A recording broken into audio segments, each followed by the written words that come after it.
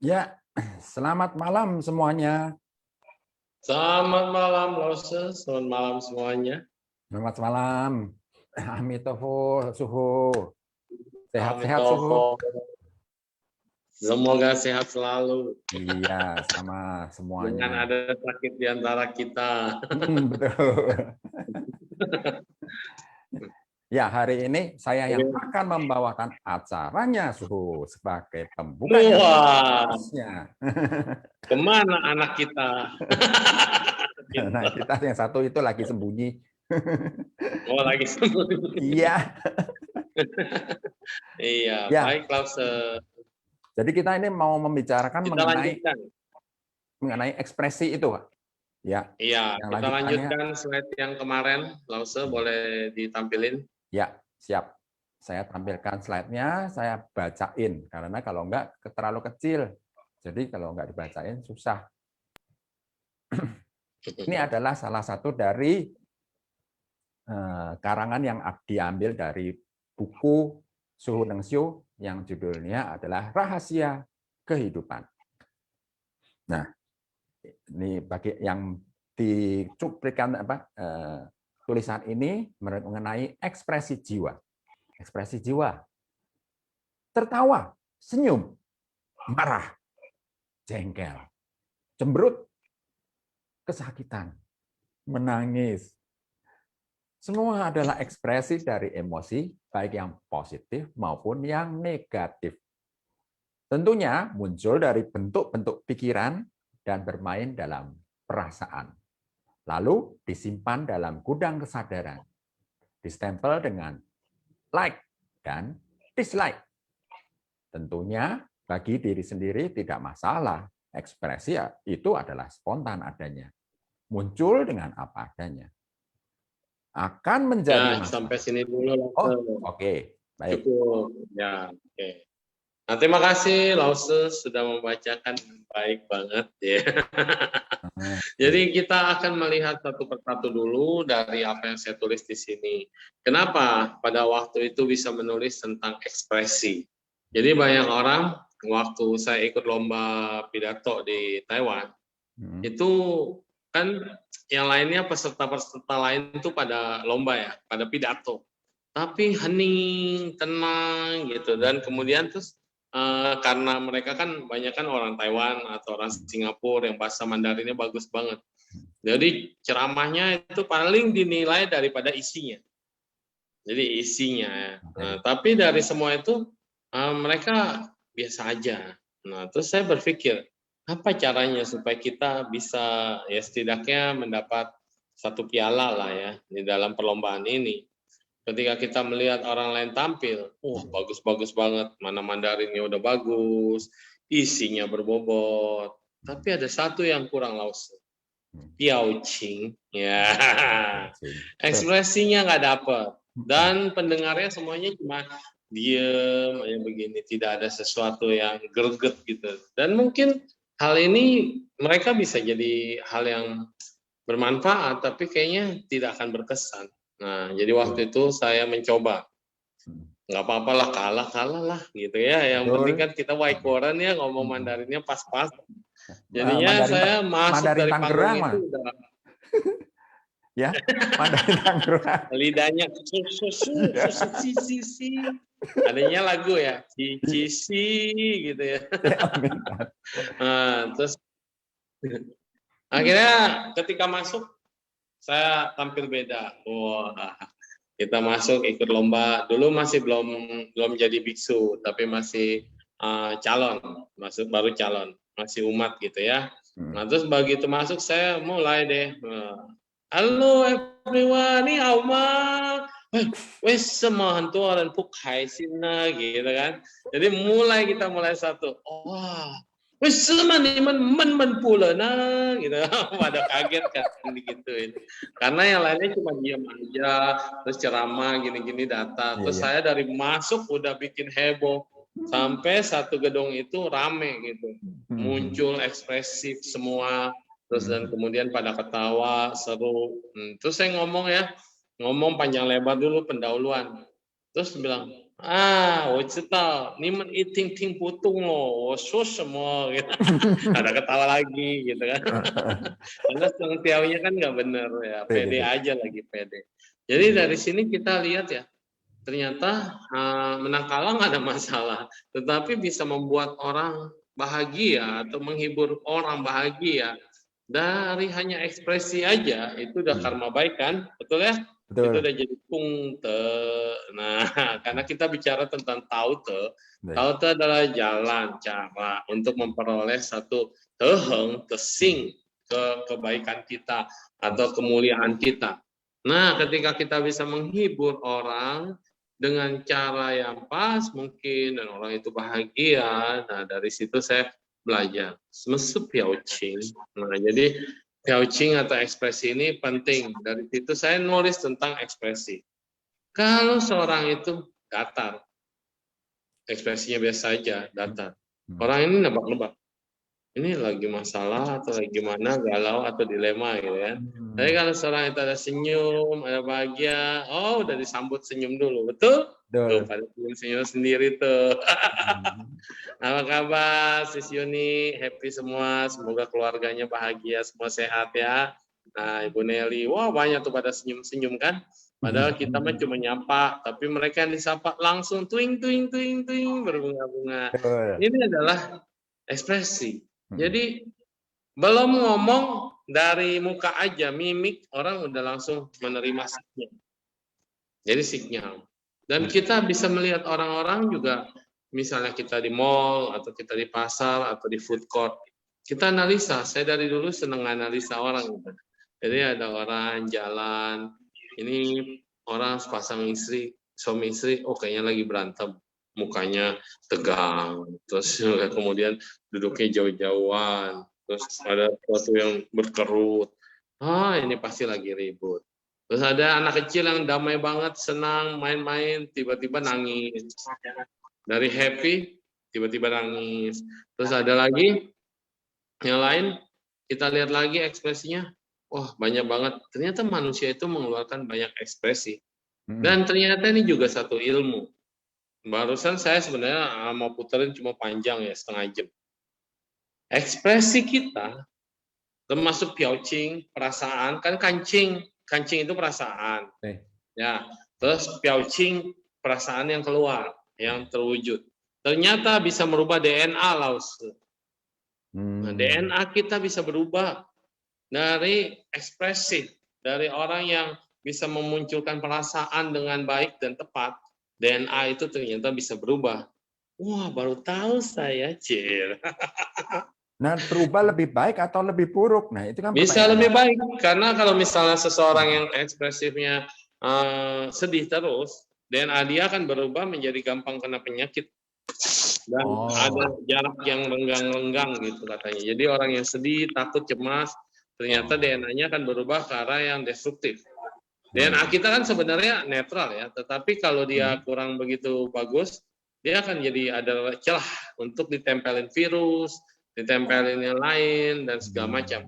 Tetapi kalau dia rapat, seperti tembok yang kokoh dan rapat, DNA ini rapat, kalau dihasilkan dengan ekspresi yang baik, dan mereka akan bekerja dengan giat. Ternyata cara kerja DNA itu kayak perusahaan pabrik. Jadi ada yang mengantar ini, ada yang mengantar itu, ada yang ngejahit, ada yang bergerak. Pokoknya sibuk banget DNA kita ternyata. Dan itu ada di YouTube ya. Nah, jadi ketika kita punya kebahagiaan, sama kayak orang lagi bekerja dengan bahagia, dia siul-siul, dia damai, dia bahagia. Tanpa terasa kerjaannya cepat kelar. Betul ya?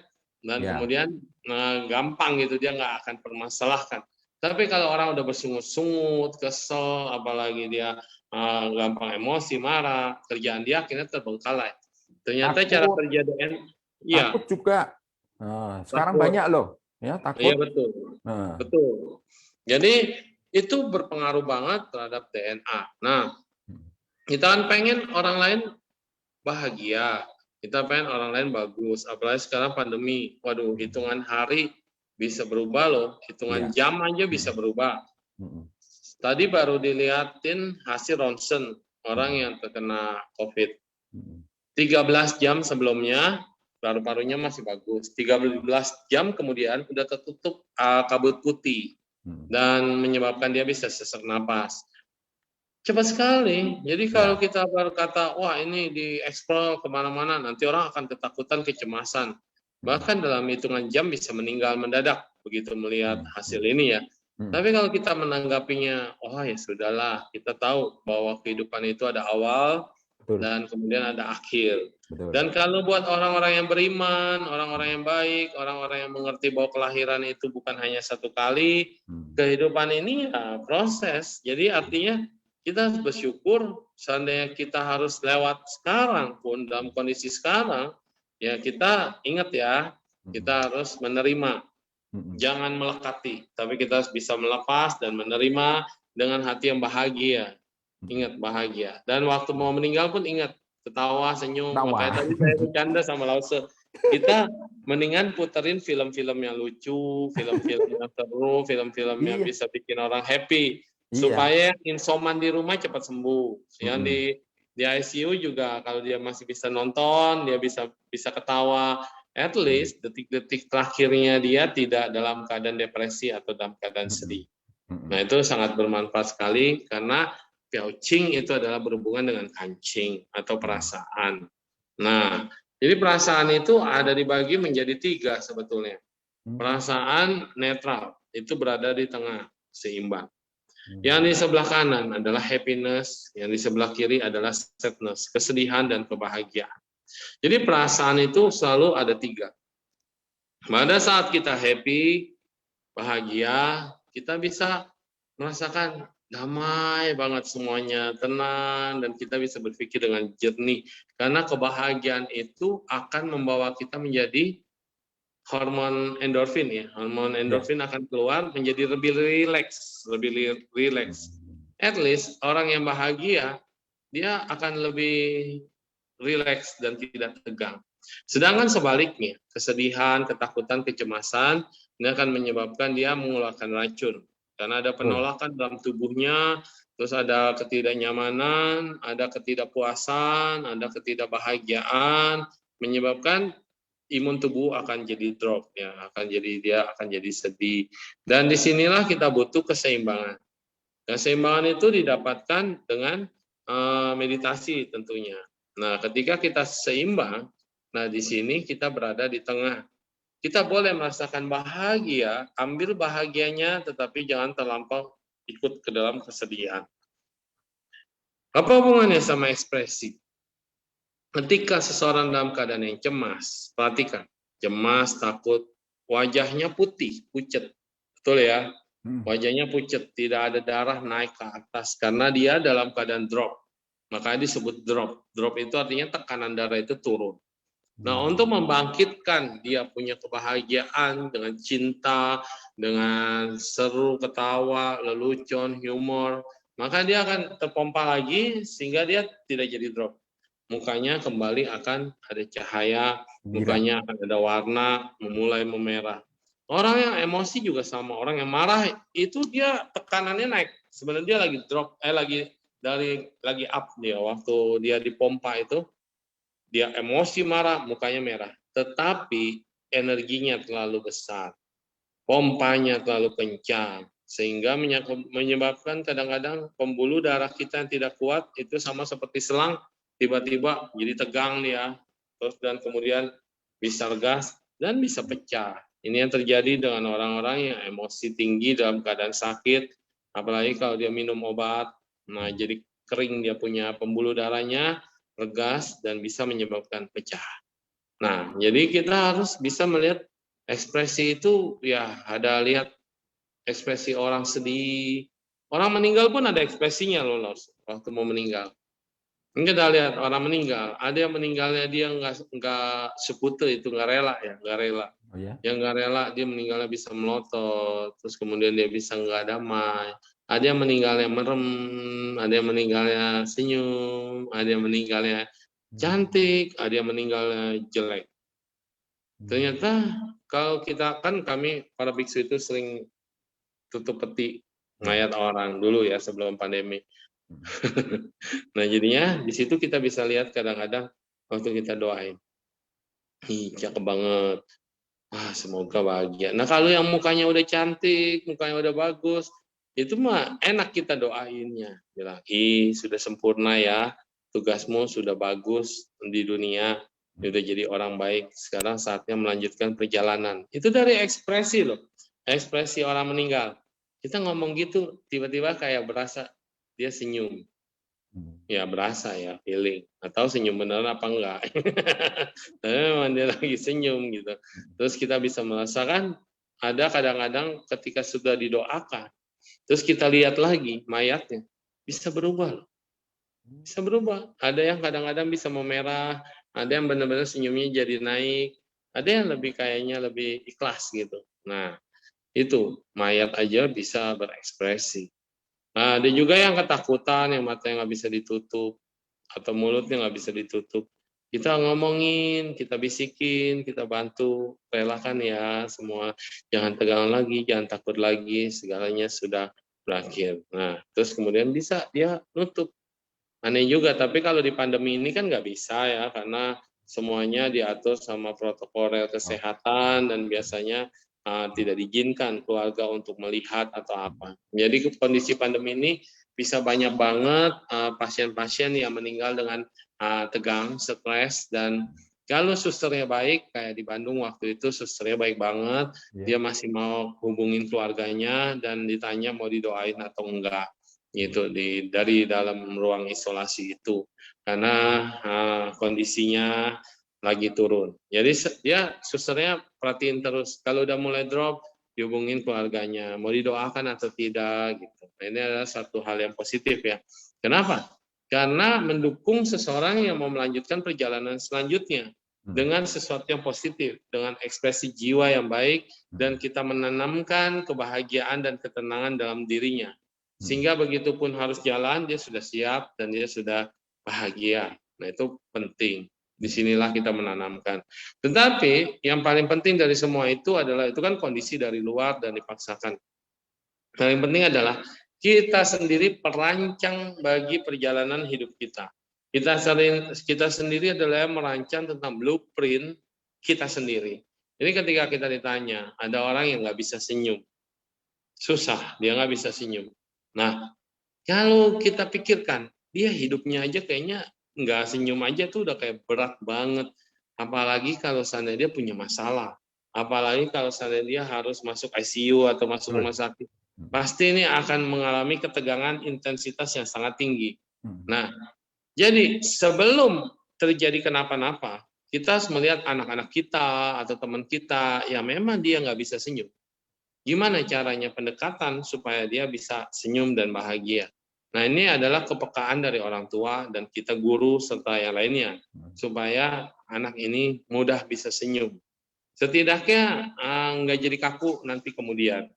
Nah, karena kita lihat kalau ke kuburan ya, lihat fotonya Akong Ama kalau cengbeng gitu kan. Aduh, kalau kita lihat ke kuburan orang Tionghoa itu ya rada serem-serem loh, Lause. Karena fotonya itu galak-galak semua. Memang harus begitu sih. Serius banget gitu. Dan di sini juga saya dapat insight bagaimana kita bisa memberikan image yang baik kepada anak-anak kita kemudian kalau seandainya kita meninggal. Nah, jadi harus ada foto yang mukanya ramah, lucu gitu ya. Nah, bilang nanti kalau saya meninggal nanti foto ini ya yang ditaruh ya. Jadi sehingga anak cucu kita kalau begitu sembayangin dia tidak melihat sosok yang seram, apalagi kuburan aja katanya udah seram. Nah, ini salah satu bentuk yang saya belajar dari Master Shingin tentang ekspresi. Dan ada kelas tentang ekspresi. Master Shingin Fo Guangsan juga mengatakan, Rona, harus belajar. Belajar apa? Belajar mengungkapkan isi hati. Banyak orang yang nggak bisa mengungkapkan isi hatinya ternyata Lause. Nah, jadi dia nggak tahu, iya, gimana sih tertawa? Dia dimulai dengan kata tertawa. Tertawa aja susah. Gimana tertawa? Nah, tertawa ada tertawa sinis, ada tertawa bahagia, ada tertawa asem, ada tertawa yang terpaksa, ada tertawa yang palsu. Tertawa aja ada banyak jenisnya ya. Nah, tergantung suasana hati. Tapi tertawa yang tulus itu, dia akan punya vibrasi yang luar biasa getarannya, akan mempengaruhi yang lain. Itu tertawa yang tulus. Jadi kalau mau tertawa yang tulus sehingga teman-teman yang lain bisa merasakan getarannya. Senyum juga ada senyum kecut, senyum ketus, senyum pahit, senyum asem juga ada ya, atau senyum yang damai, senyum yang manis, senyum yang macam-macam lah, senyum yang positif juga ada. Senyum, melatih senyuman, ketika kita senyum, ini otot-otot kita banyak nih. Ada sekitar di atas 50 otot yang bekerja ketika kita senyum. Dan bisa membawa kita menjadi lebih awet, muda. Gitu. Karena senyuman ini kan naik ke atas, narik. Betul. Jadi dulu Tommy Wong juga pernah bilang begini, kalau kita senyumnya ke bawah, gini kayak saya nih kan, saya kalau diem senyumnya ke bawah.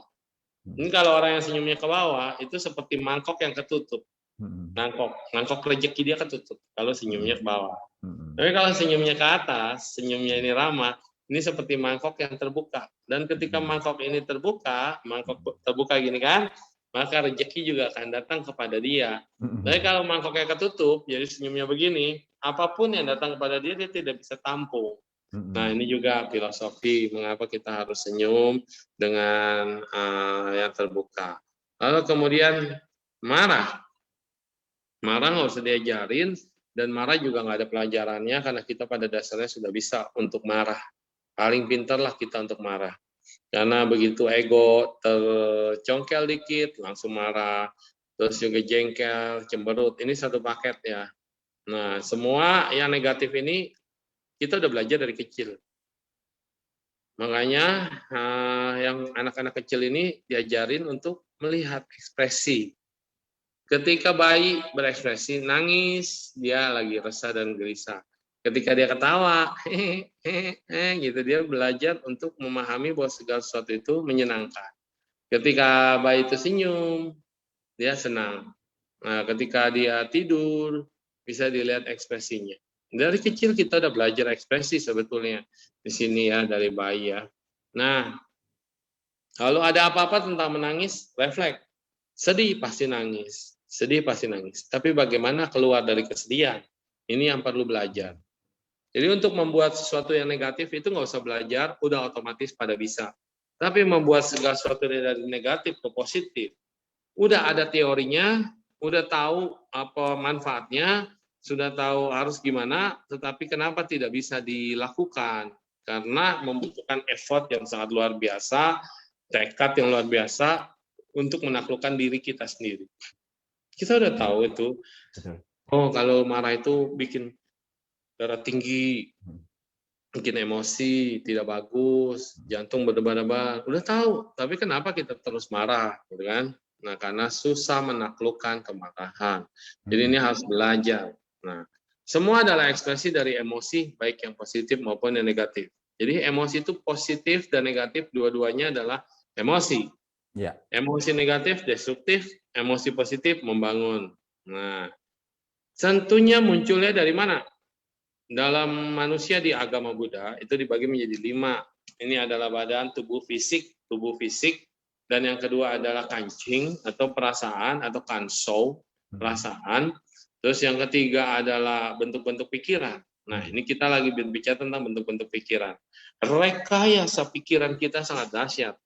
Bentuk-bentuk pikiran manusia ini selalu menilai, selalu mengklaim, selalu merekayasa, jadi sutradara yang paling hebat dalam hidup kita. Itu adalah bentuk-bentuk pikiran, namanya sanskara.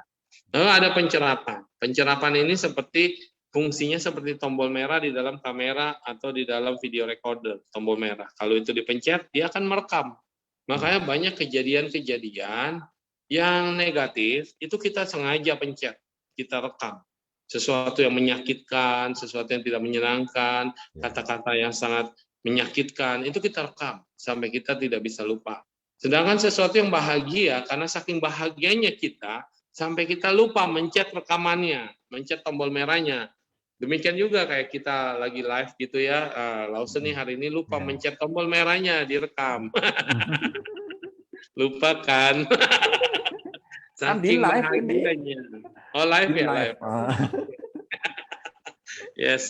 Jadinya kadang-kadang kita lagi senang tuh lupa, sehingga begitu udah lewat, ingatan itu akan melemah dan tidak disimpan.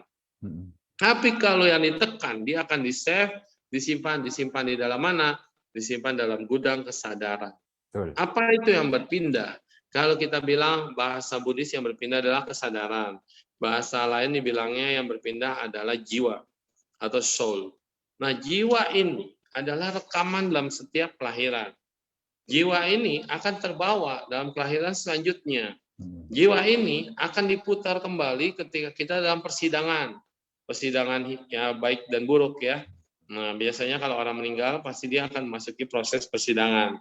Siapa yang membela kamu, siapa yang melihat kamu, siapa yang menjatuhkan kamu, nanti ketika video ini diputar, semua yang berhubungan dengan kita, yang berjodoh dengan kita, punya hak untuk menuntut kita.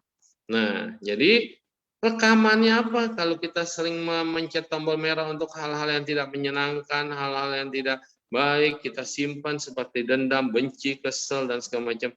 Sedangkan rekaman kebaiknya kadang-kadang lupa, kadang-kadang direkam.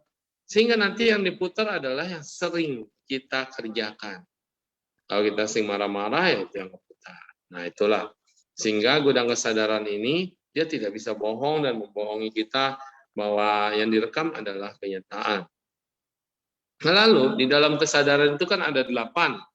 Nah, ada kesadaran yang namanya kesadaran ketujuh, disebutnya monase. Monase atau mano winyana. Mano winyana ini tugasnya adalah stempel ini. Stempel bagus, tidak bagus, suka, tidak suka, aku, milikku, atau punyaku, atau bukan. Jadi semua kenangan yang masuk, memori impuls, kesadaran yang masuk, itu distempelin. Dislike, like, dislike, like, dislike, stempel kantor pos. Cetek, cetek, cetek, cetek, masuk. Dan semuanya akan disimpan di dalam gudang. File-file yang tidak kita suka, jumlahnya lebih banyak daripada file yang kita suka. Jadi file sampah lebih banyak dalam batin kita, dalam pikiran kita. Kenapa kita lebih suka menyimpan file sampah? Karena kita ini senang ngobok-ngobok dengan sampah. Kalau dibilangin gitu pada nggak senang nih orang, ya kan? Kita lebih senang ngobok-ngobok sampah. Sampah itu sampah apa? Sampah batin. Hal yang tidak bermanfaat, hal yang tidak menyenangkan, hal yang membuat kita resah, hal yang membuat kita takut, cemas, itu kan sampah. Tapi kita simpan. Putus cinta, diputusin, sedih, disimpan. Padahal kalau diputusin ya bagus, bisa nyari lagi, hunting lagi. Karena hunting adalah pekerjaan yang paling seru, ya kan? Tapi orang nggak mau ditolak. Nah, ditolaknya nggak mau, tapi diterimanya ngarep, gitu kan? Terus huntingnya males. Nah, gimana? Jadi ada satu tantangan ketika kita mau hunting dan kalau ditolak ya jangan patah semangat. Jadikan mereka sebagai teman kita. Ini adalah pengolahan sampah batin. Dalam jiwa ini kita kurang begitu bagus, kurang profesional. Nah, ada nanti di buku ini juga tentang sampah batin. Jadi kita lanjutin ya. Tentu bagi diri sendiri tidak bermasalah. Ekspresi adalah spontan. Ada ekspresi yang memang spontan, kita bisa lihat. Jadi kalau saya ini nggak usah orang ragukan lagi, saya lebih gampang kebaca ekspresinya lagi, apa lagi, kenapa. Tapi kalau saya lagi diem, orang salah paham. Karena waktu saya diem, bibir saya turun. Jadi orang bilang, kenapa Su? Kenapa? Enggak kenapa-napa. Tapi bibirnya turun. Makanya saya berusaha kalau memang kita lagi bahagia, ya tampilkan wajah bahagia. Sehingga orang tidak salah paham. Oke, mungkin kita putar film dulu, Lause ya. Ya, yang Jojo ya? Iya, yang baby. Oke. Jojo. Tadi Jojo.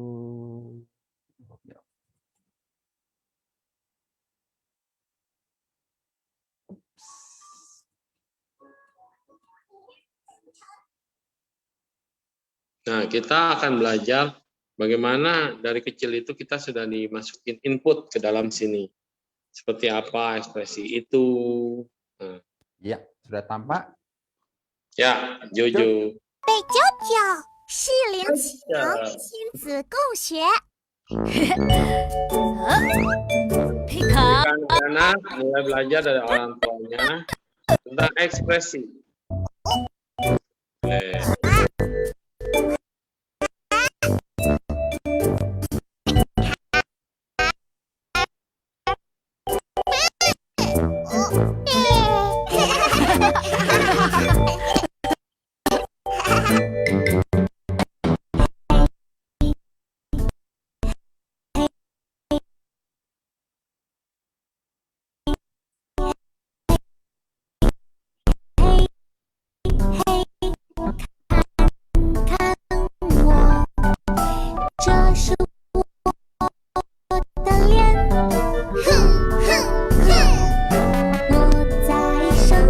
kaku ketika marah. 我有生气的脸。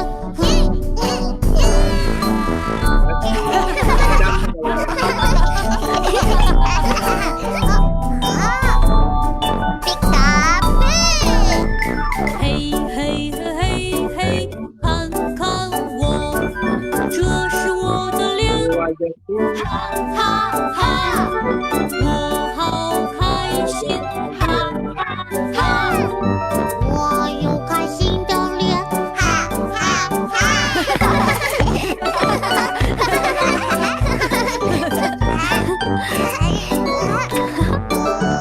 皮卡布，嘿嘿嘿嘿嘿，看看我，这是我的脸，呜呼呼，我好伤心，呜呼呼。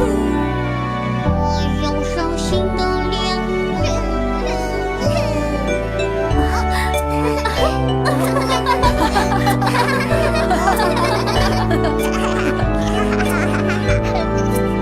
卡布，嘿嘿嘿嘿嘿，看看我，这是我的脸，哈哈哈！一起扮鬼脸，哈哈哈！我们一起扮鬼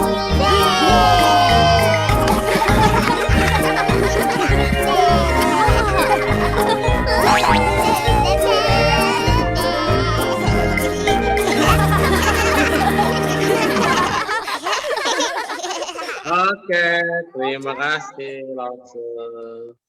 Ya, ini adalah anak-anak di Taiwan atau di Chungpo diajarkan tentang lagu ya, Jesu Telien ya, hey hey hey gitu. Jadi sehingga dia mau kasih muka galak, muka marah, muka sedih, muka apa, namanya dunia anak-anak pasti ketawa. Kenapa? Karena ekspresi mereka yang paling polos dari dunia manusia adalah saat kita anak-anak, apapun kejadiannya, kita gampang banget tertawa. Betul ya? Nah, kayak misalnya ada orang yang menyakiti kita, anak-anak. Respon anak-anak pertama adalah nangis. Tapi setelah nangis, dia tertawa lagi. Gitu. Nah, udah dapetin sesuatu, dia bisa tertawa lagi. Karena dia gampang baikan. Nah, yang paling masalah adalah ketika anak-anak nangis, lapor ke orang tuanya marah, cari orang tua anak yang nangisin, dan orang tuanya berantem. Dan anak-anaknya mau udah bayaan lagi, tapi orang tuanya mah terus berantem gitu kan, sampai nanti anaknya dilarang berteman gitu. Nah, ini adalah ekspresi daripada ketulusan anak-anak di dalam pergaulan, sehingga apa adanya itu muncul dengan kebahagiaan dan kepolosan. Mau ekspresi apapun, paling gampang anak-anak ada tertawa. Dan tertawa anak-anak inilah yang harus kita ingat. Tertawa anak-anak, tertawa kita waktu masih kecil, pengalaman masih kecil, kepolosan kita masih kecil. Tolong diingat baik-baik, karena inilah yang akan menemani kita ketika kita sudah tua, menjadi anak-anak lagi. Dan ketika kita sudah tua menjadi anak-anak lagi, pikirannya harus ingat kembali ke waktu kita masih kecil, begitu polosnya. Karena banyak orang tua yang udah tua banget dan menjadi anak-anak lagi, dia lebih pemarah, dia lebih kesel, lebih jengkel, lebih nggak bisa nerima keadaan dia, apalagi pikirannya makin kacau ketika dia sudah di usia senja. Jadi pikiran dan ketulusan waktu anak-anak, memori terindah dalam anak-anak, kenangan yang terbaik dalam anak-anak, disebutnya inner child memory. Nah, tolong dimunculkan saat kita nanti sudah tua, apalagi saat mendekati kematian. Karena perbuatan dan semua yang dilakukan di masa anak-anak itu adalah penuh ketulusan, di mana kita belum tercemar, di mana kita masih bisa meminta maaf dengan tulus. Anak-anak berantem tonjok-tonjokan, tapi dia bisa berpelukan, dia bisa minta maaf, dia bisa ketawa-tawa lagi, dia bisa kasih mainan, dia bisa kasih makanan. Tapi kalau orang tua nggak mungkin bisa begitu. Kenapa? Karena sudah ada yang namanya ego dan sudah ada yang namanya aku. Ini yang paling berbahaya. Nah, kita lanjut ke bawah. Saya ada sebuah pertanyaan, Su. Sebenarnya itu kan memang anak-anak itu pada saat usia masih balita gitu kan, dia itu punya ketulusan untuk tertawa. Tapi kan dengan seiring bertambahnya usia, itu kan Mm-mm. kita diajar untuk tidak Input. mengekspresikan. Kan? Hmm. Nah, saya sendiri juga nggak tahu, apakah dulu Suhu juga waktu kecil itu diajar untuk tidak mengekspresikan atau tidak, atau gimana? Oh, itu ada tergantung keluarga lah.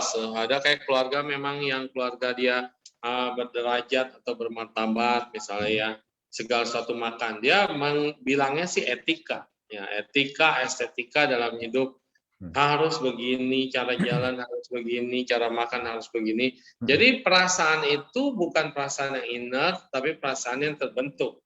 Perasaan yang terbentuk. Apakah ini bagus? Ya memang untuk kalangan ningrat, untuk kalangan orang itu memang harus seperti itu belajar. Dan kalangan orang biasa yang disebut kalangan low paising itu mah biasa-biasa saja. Jadi bisa kelihatan perbedaan antara karakter bangsawan, karakter kerajaan, sama karakter low paising yaitu rakyat biasa itu berbeda. Itu adalah didikan. Tapi kita bisa lihat sendiri, kayak misalnya Lady Di. Lady Di adalah orang rakyat biasa.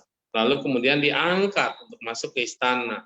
Protokoler istana, kebiasaan istana, diajarin semua dari cara berjalan, cara berbicara, bagaimana berekspresi. Ekspresi itu tidak sampai harus wow gitu kan.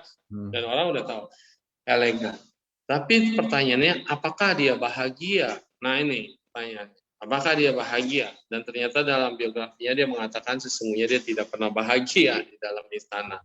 Maka dia mengajarkan kepada anak-anaknya, Harry dan siapa satu lagi? Harry dan siapa? Andrew ya. Oh ya, dia mengatakan bahwa jadilah orang yang biasa. Kamu bisa mengungkapkan apa yang kamu mau, apa yang kamu bisa rasakan. Karena peraturan membuat seseorang yang tadinya memang tidak baik, urakan, yang tadinya misalnya dia suka-suka dia, bisa jadi anggun, bisa jadi bagus. Tapi itu betul, itu nggak salah. Itu untuk kelihatannya show ya. Dan tapi kalau pada dasarnya seseorang itu tidak memiliki keangkuhan seperti itu, dibikin seperti itu, ini kayak jadi sesuatu yang kok bukan gua banget gitu ya. Nah, ini juga terjadi di beberapa keluarga loh.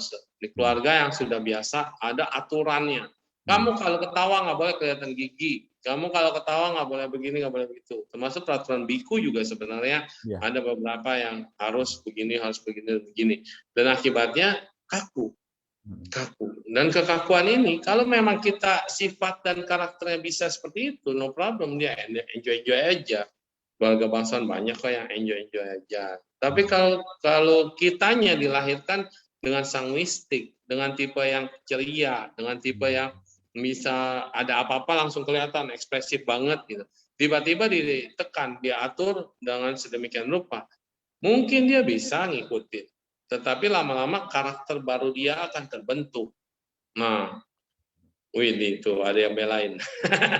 Santi Budi. Dan dia akan terbentuk jadi karakter yang harus nerima, harus sopan santun, sopan sopian, segala macam. Dan dia sulit mengungkapkan ekspresi. Dan ternyata ini juga jadi masalah dalam perilaku. Ketika orang seperti ini ditanya, apakah kamu bahagia? Ya, saya bahagia. Ya, saya bahagia. Tapi hatinya tidak, gitu kan. Dan juga ada juga yang memang dia memang lepas dan akhirnya menjadi dirinya sendiri apa adanya.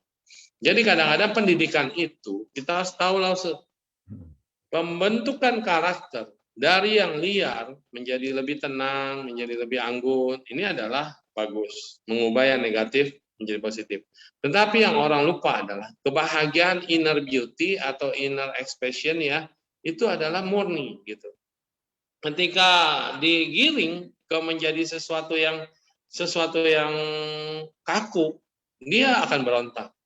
Jadi sebaiknya silakan kamu begitu, tapi ada batasannya loh, gini. Dan biarkan dia berekspresi. Dan ternyata ini bermanfaat juga orang-orang seperti ini. Misalnya kita dalam keadaan tegang. Si ayah marah, ayah lagi marah-marah nih. Ibu juga nggak bisa ngelawan ayah dong biasanya. Wah, di rumah lagi panas suasananya. Kalau aturan yang keluarga yang kaku gitu, keluarga kerajaan yang kayak feodal yang kayak gimana itu, akibatnya semua pada diem. Semua si ayah makin menjadi-jadi, dia makin menjadi berkuasa karena dia adalah pemegang tahta di dalam rumah. Nah, akhirnya anaknya semua pada diam. Tetapi apakah anaknya bisa menerima? Banyak juga yang ketika anaknya nanti udah ganti duduk posisi di ayah, dia akan memperlakukan ayahnya lebih kejam, ada yang seperti itu. Tapi ada orang-orang yang sanguistik itu dia bisa mencairkan suasana. Suasana yang tegang ini tiba-tiba dia bisa bercanda atau dia bisa menghibur. Nah, jadi itu bisa meredakan sesuatu. Nah, jadi kalau dalam tataran keluarga, silakan, kita nggak ada masalah. Itu namanya pendidikan untuk membuat seseorang itu menjadi kelihatan lebih educated, kelihatan lebih tertata, kelihatan lebih baik. Kalau dianya batinnya tidak bergejolak, no problem. Kalau batinnya bilang ini bukan gua banget. Nah, kalau udah ada pernyataan ini bukan gua banget, berarti ada masalah dalam kejiwaan dia. Jadi kita harus memberikan ruang buat dia untuk menjadi apa adanya. Gitu. Itulah sekarang kan ada banyak sifat manusia, ada yang perfeksionis. Kalau kita melihat dunia ini dengan kacamata perfeksionis, mana ada orang yang nggak salah. Semuanya salah di mata dia. Mana ada yang sempurna, kecuali dia kerjain sendiri sempurna. Akibatnya dia tidak akan punya tim. Karena dia maunya semua yang sesuai dengan karakter dia. Ada orang udah kerjakan satu, udah jalan duluan, waktu ditanya, ini mau diapain bos? Terserah kamu lah, kamu kerjakan sendiri, kreasi gitu ya. Entar begitu orang yang udah kerjain, dia nggak puas, nggak nyaman. Ini pernah kejadian di Pokongsan, kita udah dekor, udah sampai malam kerja 12 jam sehari, sampai malam kita juga kerja lembur gitu kan, untuk bikin lampion. Karena setiap tahun baru itu pasti lampion. Polanya udah tertata dari tahun ke tahun. Tapi tahun ini ada lampion yang baru datang. Jadi barunya lebih besar. Udah kita atur, direncanain, dan kemudian setuju, dipasang, semua dipasang. Terus juga ada pameran buku sih. Sudah direncanain, sudah diatur, sudah disusun. Rak buku itu berat-berat banget loh, itu berat banget semua. Nah, udah menurut kacamata yang desainnya bagus, udah rapi. 2 hari lagi udah bisa mulai opening. Malam itu master kita yang paling utama di Pokongsan datang naik mobil. Kan dia lihat gini, mau jalan sambil naik mobil. Nggak ngomong.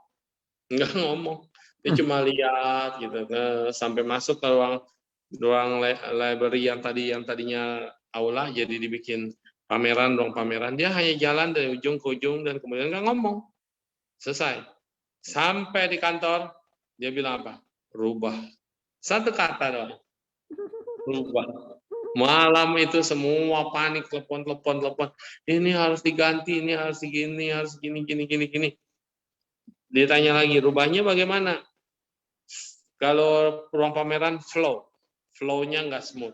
Flow-nya orang bisa ke kanan, bisa ke kiri, bisa flow-nya nggak jalan, nggak dapat. Terus yang mana yang penting itu harus ditempatkan di bagian yang eye-catching. Wah, itu master cuma sekali lihat dong. Rubah, ganti konsep. Terus lampion, gimana lampionnya? Terlalu renggang. Ada yang terlalu rapat, ada yang terlalu gini. Bikin formasinya segini. Wah, malam itu langsung diganti.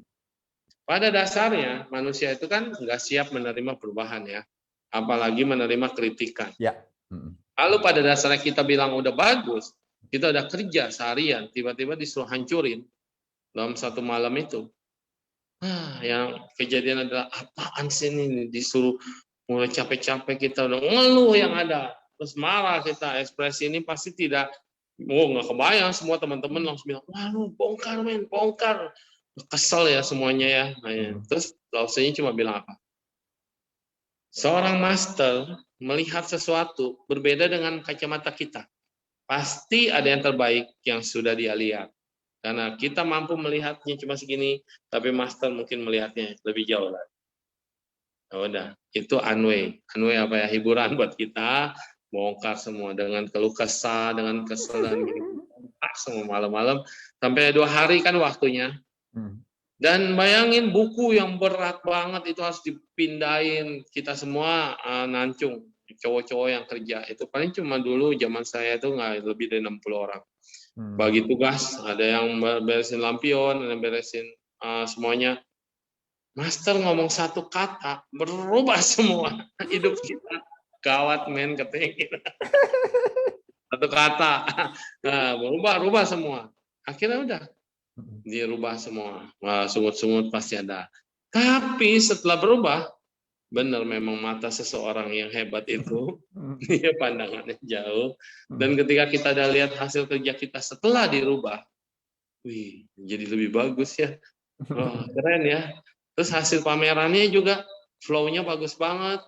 Penataannya lebih kelihatan. Buku yang tadinya ada agak yang pojokan nggak gitu kelihatan, jadi jelas semua kok.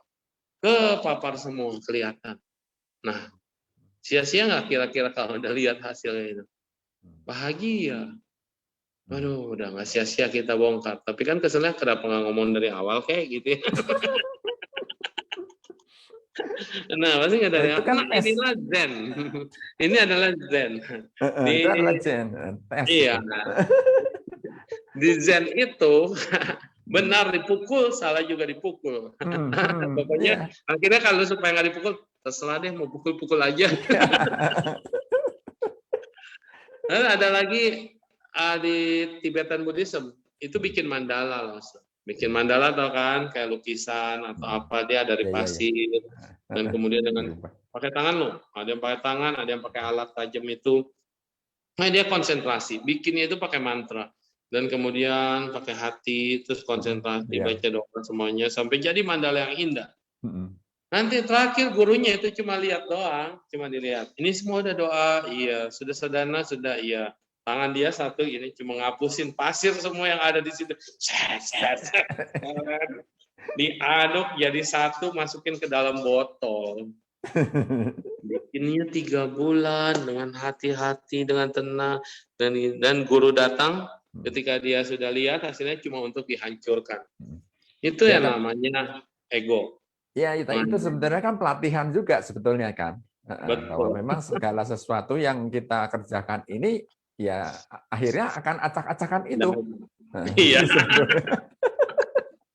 Dan kita bisa melihatnya semuanya akan kembali kepada kekosongan. Iya. Pada dasarnya tidak ada dan menjadi ada. Supaya kita jangan melekat itu langsung. Iya. Jadi kalau kita melekat, ini karya saya, ini sudah, ini karya saya, perjuangan saya, air mata saya. Begitu udah dihancurkan, tidak ada apa-apa. Pada dasarnya tidak ada dan akan kembali menjadi tidak ada. Terimalah kenyataan. Ceceran air mata. Tapi itu sudah terlatih, jadi mereka juga, oh ya sudah selesai. Memang sudah waktunya untuk berangkat. Ya, seperti itu. Makanya pembelajaran itu baik sekali. Ya, kita lanjutin ya, Lause. Ya, kita lanjut. Ini kedua ya. Lanjut yang ininya, ya. Ya, presentasi. Bab paragraf kedua ya. Iya, akan menjadi masalah itu.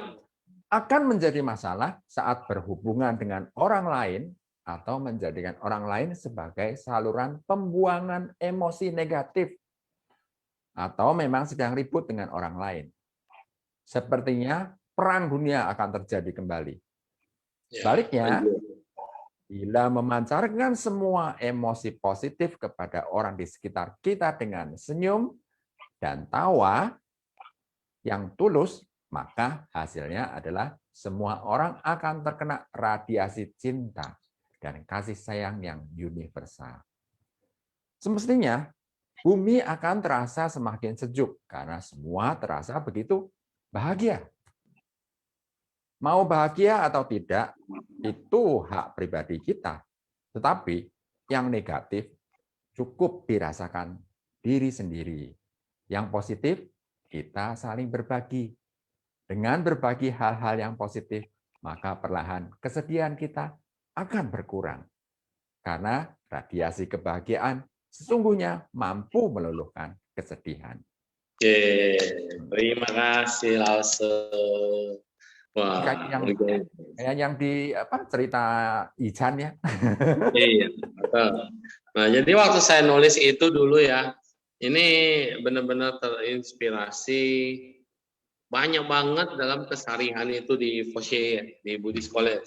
Yang kita pada botak-botak semua udah, tapi pakai jubah, udah botak pakai jubah. Tapi kalau disuruh kerja sama-sama, terus kemudian kalau ada yang misalnya kita nyapu nih, nyapu aja. Terus ada yang nggak bersih dong. Nyapunya kadang-kadang cuma asal-asalan. Dan ketika nggak bersih, nanti ditegur kepalanya. Kepalanya ditegur. Dan ketika kepalanya ditegur, nah gimana dia sebagai kepala untuk negur bawahannya? Ini yang kerjain kan grup bawahan masing-masing. Ada orang kriterianya yang memang dia gampang meledak. Jadi begitu udah ditegur dia nggak terima karena kan dapat teguran. Jadi dia kumpulin anak buahnya marah-marah. Siapa yang nyapu di sini? Siapa yang gini-gini? Kamu tahu nggak? Kita ditegur gini-gini. Akhirnya yang di bawah itu jadi nggak enak kan perasaannya. Nah, mungkin dia buru-buru, mungkin waktunya kurang, karena kita setengah jam udah harus bersih semuanya dalam waktu setengah jam. Kalau yang kerjaannya gampang, enak. Kalau yang kerjaannya susah, waduh, itu kan butuh dilap dulu, dibersihin dulu, dipel lagi, dan kemudian dikeringin, terus masih harus dilap-lap lagi. Jadi kadang-kadang nggak keburu. Kalau sebagai pimpinan atau sebagai pemimpin tidak bijaksana, anak buah kita pasti akan marah sama kita, terus tidak nyaman. Nah, terus ada juga yang tipe kriterianya, oh ya sudah, yuk kita kerjain sama-sama. Enak kan? Bagian mana yang ditegur, ayo kita turun, kita beresin sama-sama. Mungkin 3 menit selesai, udah happy. Jadi kalau kita marah-marah, kita kesel, kita ngatain yang itu, kamu kerjanya bagaimana sih, nggak bener sih, gini. Lihat tuh akibatnya apa. Wah, satu orang udah nggak nyaman, sinli busufu. Terus kedua, kita sendiri juga udah bikin jadi monster. Diri kita sendiri udah nggak suka sama orang, dan kita juga marah dengan segala macam. Terus orang kerja ini juga bersihnya juga dengan setengah hati. Dan bisa nggak nyaman ya. Mungkin juga dia sungut-sungut atau dendam. Nah, jadi masalah itu adalah hubungan dengan orang lain. Hubungan dengan diri kita sendiri nggak masalah. Kalau kita hidup sendiri, isolasi mandiri. Lu mau marah, lu mau bahagia, lu mau happy, lu mau kesel, mau jengkel, nggak ada yang lihat dan nggak ada yang dengar. Dia mau teriak-teriak di ruang isolasi juga, silakan, nggak ada yang dengar. Tapi kalau udah ada suster masuk dan dia marah-marah, suster kapan saya akan keluar? Kenapa saya begini? Hasilnya gimana? Gini. Emosi kan? Susternya itu, bayangin nggak sih? Dia itu harus kerja, bukan cuma ngurusin kamu doang. Terus dia harus pakai APD, lapis double loh, APD-nya mereka double. Itu 8 jam. Belum lagi maskernya triple, kadang-kadang ada yang double, ada yang triple. Terus pakai face shield lagi, pakai helm lagi. Bayangin, mau ngelap muka aja udah nggak bisa, karena saya udah nggak ngalamin pakai APD gitu. 15 menit udah kayak neraka. Dan mereka 8 jam bayangin. Datang masuk ke ruang isolasi pasien, diomel-omelin, dimarah-marahin. Apalagi ada pasien yang nggak sabar, bisa dibuka maskernya atau ininya, infusnya bisa dicabut. Suster itu kan tidak hanya ngurusin satu orang. Ada kalanya yang memang sabar banget, dia terlatih untuk melayani. Ada yang dia emosian, akhirnya pasiennya dirawat dengan tidak menyenangkan juga kan, akibat balik. Ada yang diikat, ada yang dibentak lagi sama susternya. Jadi kadang-kadang inilah kita, refleksi kita sendiri. Jadi ketika berhubungan sama orang lain, berarti ada 2 perasaan. Kalau kita berhubungan sama diri kita sendiri, cuma satu perasaan, perasaan dewe, perasaan sendiri. Mau diapainnya, ojo meneh gitu ya. Sebodoh aja gitu ya. Tapi kalau perasaan orang, nah inilah bisa jadi perang dunia kedua dan segala macam. Suami istri juga sama. Udah tahu punya kriteria suami atau istri yang kayak gitu. Kita udah tahu karakter dia sebenarnya. Mungkin dulu waktu pacaran nggak kelihatan. Begitu menikah kan kelihatan apa adanya. Dan udah menikah, rata-rata lucu ya. Di sini saya pelajari karakter ya, ekspresi dan karakter. Enggak semua ya, enggak semua. Tetapi rata-rata. Ketika kita menganggap orang lain sebagai orang lain, perilaku kita kan terkontrol banget. Betul ya? Iya. Nah, kita jaga, kasih sama Lause, saya jaga dong omongan Betul. saya. Mungkin ya, Lause sini, Lause, ini kerjain Lause, kan nggak mungkin. Itu bukan orang rumah Lause nyuruh-nyuruh sembarangan, terus juga saya ngomongnya juga kayak orang di rumah, pasti ada jarak di sini. Tapi ketika seseorang udah menjadi milik kita, jadi anak kita, istri kita, atau kadang-kadang orang tua kita, atau siapapun mertua kita, itu kan tiba-tiba semua datangnya. Dan ketika udah menjadi milik kita, nah ini adalah menjadi orang yang terdekat dengan kita sebetulnya. Dan ketika sudah menjadi orang yang terdekat dengan kita, kita tidak lagi menjaga jarak karena udah nggak ada space. Kalau sama orang lain kita hargai dia. Nah, ada jarak, ada space. Tapi kalau udah dekat yang ada adalah gesekan, moca. Nah, inilah. Makanya dengan orang yang terdekat yang dikatakan milikku, punyaku, juga harus ada space. Kasih ruang kosong antara yang menjadi milikmu itu juga. Karena apa? Kalau terlalu nempel akan gesekan. Dan kalau udah nempel, ketika mau pisah nih, susah banget dipisahinnya. Suatu saat karena cinta gitu ya, kita mau berpisah. Akhirnya satu harus berpisah. Berat banget karena selamanya sudah nempel sama kita. Ini juga pembelajaran. Jadi kita bisa katakan saat kita melihat orang-orang untuk menjadi bagian dari diri kita berubah. Nggak sabarnya kita ditunjukkan, nggak nyamannya kita ditunjukkan. Emang gue begini, lu nggak tahu. Lu nggak kenal sama gue gitu kan. Jadi apa adanya, tidak ada lagi jaga perasaan orang. Inilah karena dia sudah menjadi orang yang dekat dengan kita. Terus kemudian emosinya muncul adalah negatif. Nah, tapi kalau kita mau lihat semua positif, maka kita akan melihat pancaran cinta kasih, radiasi, dan segala macam bisa lebih harmonis. Masa ke orang lain aja lu bisa sopan, lu bisa happy-in orang, ngomong aja bisa sabar. Kenapa ke keluarga sendiri nggak bisa? Kan harusnya terbalik. Ke orang yang sudah dekat dengan kita, ini dekat, jangan sampai ada gesekan. Harusnya kita menjaga dengan kehangatan, karena udah nempel nih, udah dekat. Dan bisa suatu saat berpisah, ya udah kita harus dukung. Dan jangan melekati kalau udah harus berpisah. Nah, waktu bersama dijaga, jangan sampai ada gesekan. Kenapa? Orang yang terdekat dengan kita adalah mendukung kita, bahkan dia akan menjadi pelindung kita di saat-saat kita terakhir. Ini kalau kita memperlakukan hal yang tidak baik kepada orang yang terdekat dengan kita, membuat dia sakit hati, membuat dia jadi tidak nyaman, membuat dia tidak merasa bahagia, maka suatu saat nanti kalau kita membutuhkan perlindungan terakhir, siapa yang mau nemenin kita? Iya, itulah. Mau dekat sama kita aja udah risih. Ya. Karena gesekan ini. Mendingan jauh-jauh aja, makin jauh makin bagus. Nah, kayak gitu. Itulah yang tidak kadang kita sadari. Orang tua bilang, kita kan ngedidik anak harus begini, harus begini, harus begitu. Tapi kacamata anak udah tidak sama lagi zaman dulu sama zaman sekarang. Ini apalagi anak-anak sekarang yang dapat perlakuan spesial dari orang tuanya, dia akan merasa dia adalah prince atau princess di rumah. Dia raja atau dia pangeran yang harus dilayani. Jadi orang tua melayani dia adalah hal yang biasa. Bukan lagi anak melayani orang tua zaman sekarang. Nanti suatu saat, jangan pernah harap anakmu itu akan menjaga kamu. Lalu begitu udah tua, anak kita bilang, lu ngerepotin banget sih. Mungkin ya. Itu yang sering kali salah kaprah kan orang-orang. Karena mereka juga merasa bahwa sekarang ini saya sangat mencintai anakku, gitu, sangat mencintai anakku, dan dia berharap bahwa nanti sesudah si anak ini dewasa, si anak ini akan mencintainya dia, gitu. Sebenarnya membalik gitu. Tetapi masalahnya si anak ini belajar untuk mencintai anaknya lagi. Dan lupa mencintai orang tua. Bukan mencintai orang tuanya. Mencintai anak. Itu bagus banget di Kue ya Lause, ajaran bagaimana kita menjadi manusia. Iya, jadi ketika kita jadi manusia, kita bisa tahu bagaimana bersikap terhadap anak, bagaimana bersikap kepada orang tua, bagaimana bersikap pada guru. Nah, itu dia di situ. Jadi kadang-kadang air terjun itu, papa saya bilang, air terjun itu turun dari atas ke bawah. Jangan pernah mengharap dari bawah naik ke atas, katanya. Kalau kamu mau hidup bahagia. Oh iya. Sekarang jadi anak. Nanti kalau anak udah jadi orang tua, tetap aja sayangnya sama anak lagi. Iya. Terjadi. Betul. Jadi bahagia atau tidak, itu adalah hak kita. Tapi kalau negatif, rasakan sendiri aja.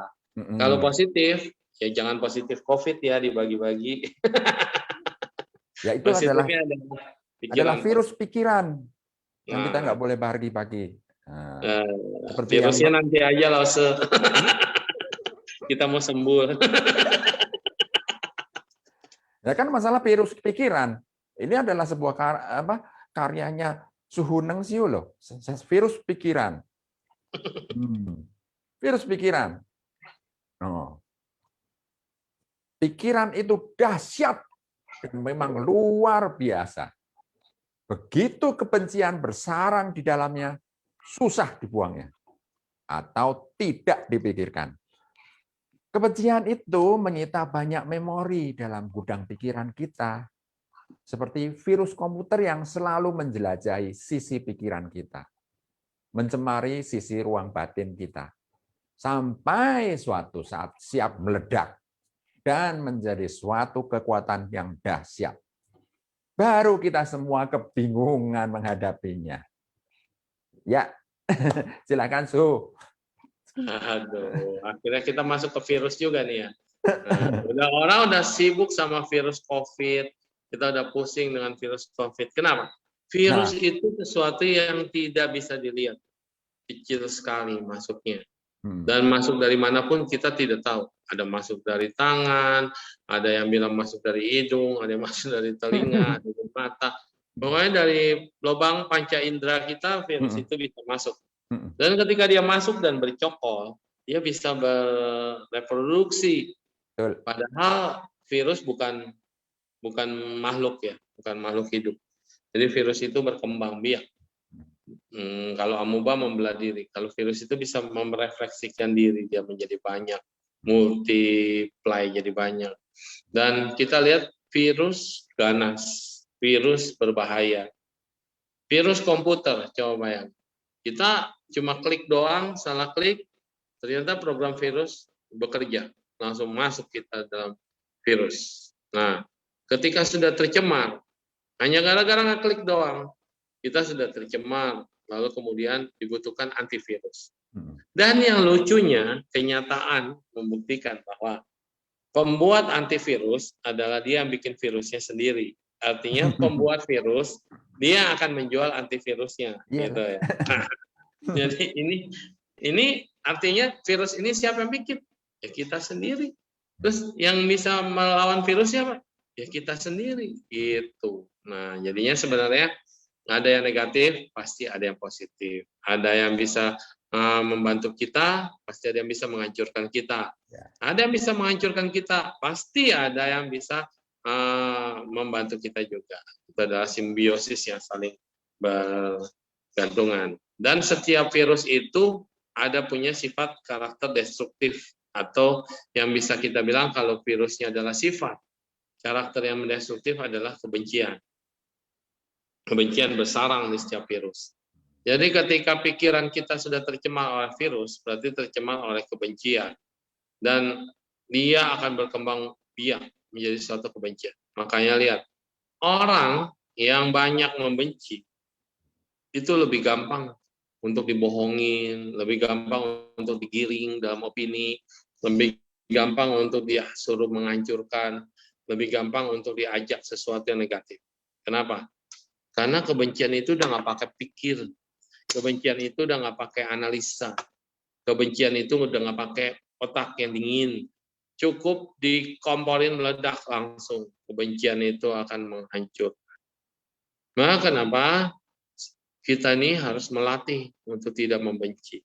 Karena kriteria orang yang sudah biasa membenci, itu juga ternyata survei membuktikan dari kecil dia sudah ditanamkan virus ini loh. Dari kecil. Kayak misalnya ada orang tuanya bercerai. Nggak ada istilah mantan orang tua tuh nggak ada. Mantan anak juga nggak ada. Tapi kalau mantan istri sama mantan suami kan ada. Betul ya? Jadi mantan istri, mantan suami ada. Dan ini mereka memang punya hak untuk bersama atau untuk bercerai. Oke. Tapi untuk anak, nggak ada istilah mantan ayah, mantan ibu, atau mantan orang tua, nggak ada. Jadi sebetulnya si anak itu sudah harus mencintai keduanya dengan tulus. Tapi virus kebencian ini tergantung dia tinggal sama siapa.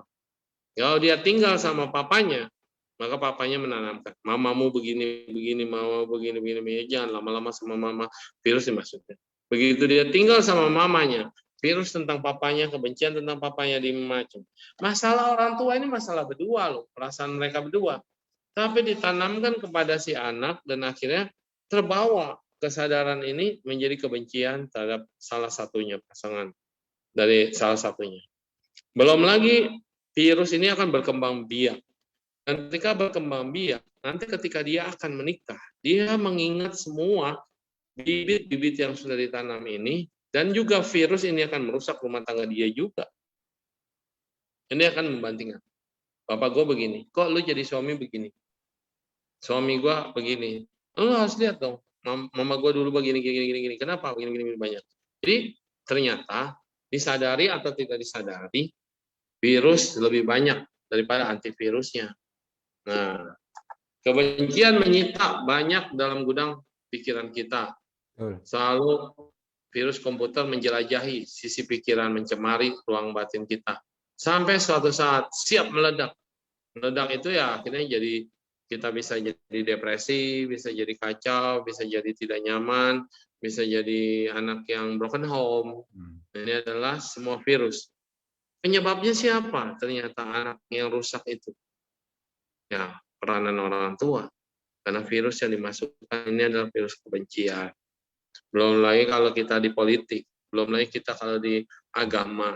Nah, ketika suatu dogma sudah dimasukkan ke dalam sini, kita menjadi suatu hal, oh harus begini, oh ternyata begini, A itu pasti A. Nah, nggak ada B, B bukan A, dan segala macam. Sehingga kita menolak esensi manusia yang lainnya, yang tidak seagama misalnya. Dan akibatnya, kita jadi hilang esensi besar, yaitu cinta kasih terhadap sesama. Padahal di kitab suci semua dikatakan, sayangilah sesamamu, cintailah sesamamu, hargailah sesamamu. Kita hilang karena ada virus-virus itu. Nah, lain kulit, lain mata sipit dan mata belo jadi masalah. Di sini juga kita harus belajar bahwa esensi kita ini adalah di dunia. Dunia ini satu paket.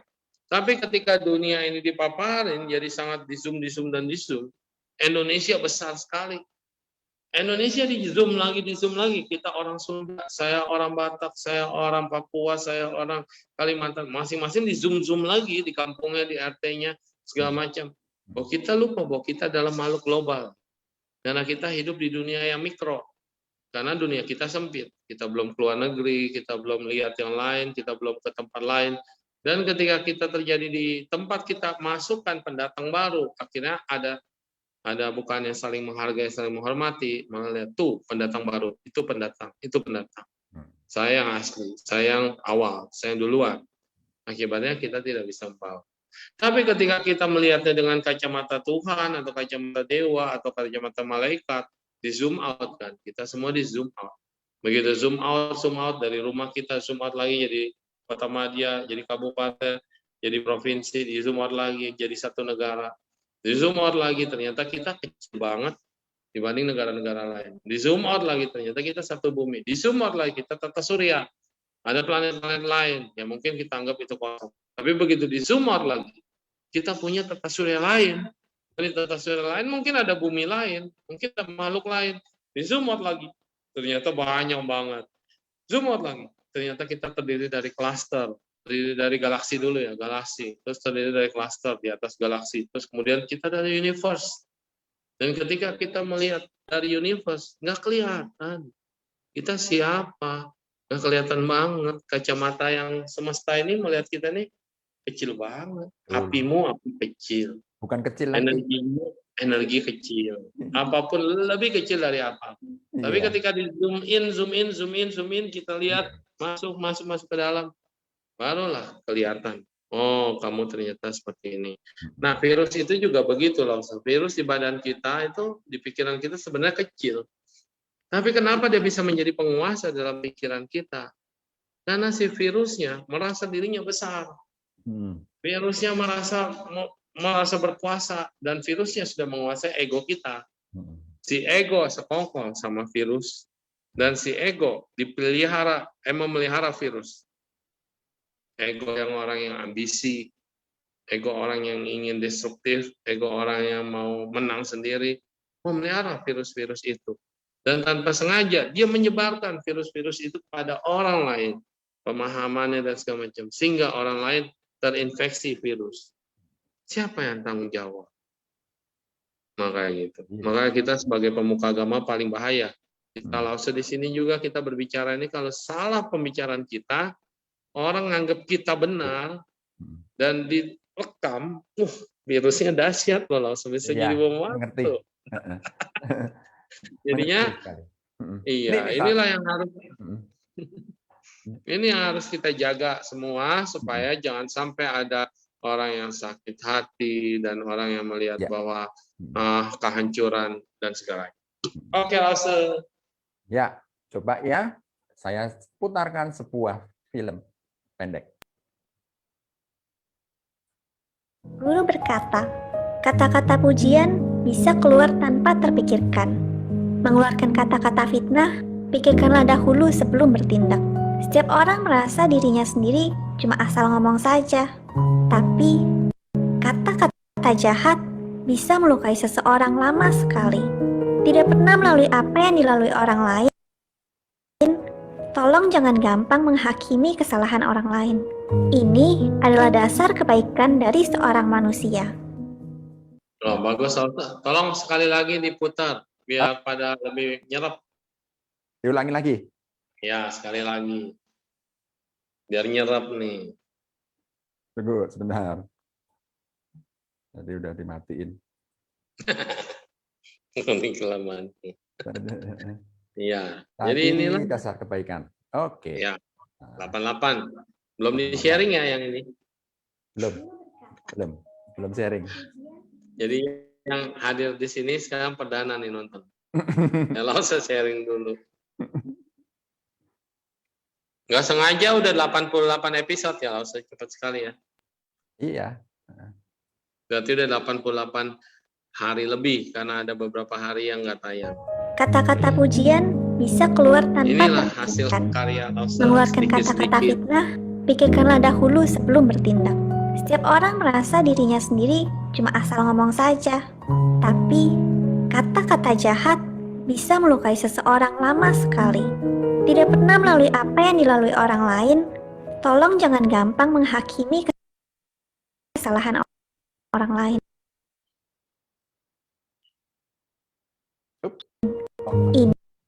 Iya, nggak matching. Adalah dasar kebaikan dari seorang Coba lagi. manusia. Saya ulangin lagi. Diperkecil sedikit karena ini besar. Guru berkata, kata-kata pujian bisa keluar tanpa terpikirkan. Mengeluarkan kata-kata fitnah, pikirkanlah dahulu sebelum bertindak. Setiap orang merasa dirinya sendiri cuma asal ngomong saja. Tapi, kata-kata jahat bisa melukai seseorang lama sekali. Tidak pernah melalui apa yang dilalui orang lain, tolong jangan gampang menghakimi kesalahan orang lain. Ini adalah dasar kebaikan dari seorang manusia. Guru berkata, Ya, dasar-dasar kebaikan. Kita lihat Gasot itu mencuri pikiran. Tapi ada yang bersembunyi rupanya di sini, Lausa. Ya, ada namanya, tidak ada orangnya. Lagi cuti hari ini. Iya. Di sini kita luar biasa ya. Maksudnya udah ngerti semua ya. Kadang-kadang kata-kata doang loh. Kata-kata doa bisa pujian, membuat semangat seseorang. Saat ini, di tengah pandemi ini, di tengah banyak ketidakpastian, di tengah banyak yang membutuhkan harapan, kata-kata dan doa lah yang paling berarti dibanding dikata-katain. Dibanding hoax. Aduh, iya. Hoaxnya, aduh, benar-benar dah nggak kata itu. Iya, betul. Jadi kata-kata itu dahsyat, bisa menghancurkan, bisa menyemangati, bisa membuat orang bisa berarti, bisa membuat orang juga mati. Jadi kata-kata bisa membunuh ya. Iya. Bunuhlah aku dengan pedangmu daripada dengan kata-katamu. Nah, kata-kata juga bisa bikin orang jatuh cinta. Kata-kata juga bisa bikin orang jadi putus dan bercerai. Kata-kata juga bisa bikin orang melayang. Kata-kata juga bisa membuat tanganmu melayang. Iya. Iya. Oke, Asa, mungkin kita buka sesi tanya jawab kali ya. Oke, ya. Nah, baik. Ya, ada yang mau menanyakan dengan Suhu, silahkan bisa chat atau mau langsung juga boleh. Silahkan unjuk dulu. Jadi nanti saya bisa ini. Ada Ya, yang silakan yang mau bertanya. Silakan yang mau bertanya. Wah, Pak Edi lagi nih. Rajin nih Pak Edi. Pak Edi lagi. Ya Pak Edi silahkan buka langsung, Pak Edi bisa kok. Sudah bisa buka.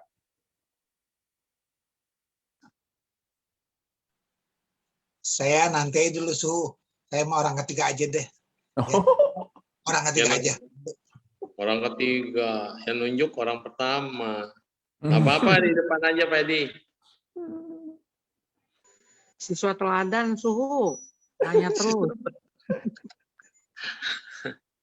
Ya, Ya, memang, yang lain mungkin ingin bertanya. Silakan. memang kalau kita lihat, nah itu Pak Santi, Ibu Santi. Ya silakan, Ibu. Suhu mau nanya, Ya, Ibu Santi. tadi kan mengenai ekspresi ya. Jadi kan tadi ada yang dari kecil udah mulai diajarin. Nah tentu kita pengen ekspresi yang baik. Jadi apa istilah kata muka yang ada orang bilang tuh yang muka hoki lah ya, yang tuapan gitu kan. Nah jadi Suhu kalau untuk itu kita bisa mempelajarinya ya. Maksudnya kita Belajar. bisa mengubah hidup kita, ya jelas akan mengubah nasib kita juga gitu loh. Jadi enggak begitu aja. Iya, jadinya ini sudah kita bahas di kemarin waktu kita bicara tentang FU, ya, bicara tentang kebahagiaan, happiness, dan programnya Lause Prianto ini juga bagus. Dia akan menggiring kita belajar bertahap. Jadi mungkin mau ngikutin bisa dilihat di Facebook ya, Facebook Inspirasi Kebaikan. Karena udah ada episode-episode sebelumnya yang kita bikin berseri. Gitu.